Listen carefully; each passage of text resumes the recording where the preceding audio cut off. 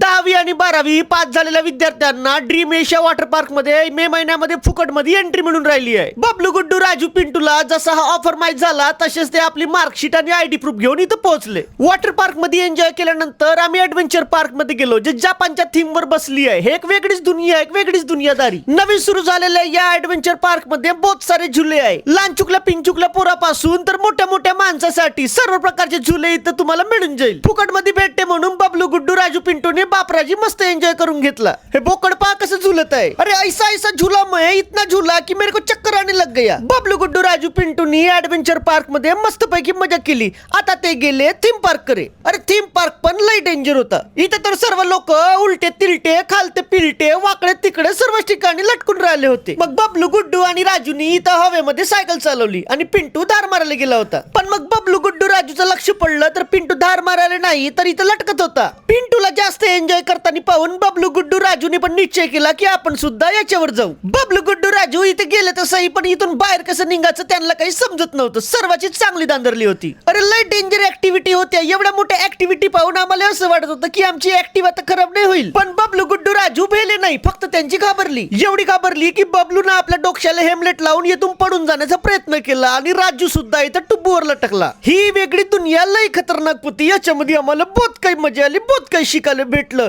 आणि आम्ही मिशन पार केल्यानंतर या खुशीमध्ये आम्ही डान्सचा प्रोग्राम ठेवला. तर मग तुम्ही सुद्धा यावर्षी 10वी किंवा 12वी पास झाले आहे तर तुम्हाला ड्रीम एशिया वॉटर पार्क मध्ये फ्री मध्ये एंट्री मिळून राहिली. फक्त बॉईज ग्रुप अलाउड नाही आहे, तुमच्या सोबत लेडीज सुद्धा पाहिजे आणि याची खाली दिलेल्या नंबरवर फोन करून प्री बुकिंग करावं लागेल. Dream Asia water park and resort Nagpur.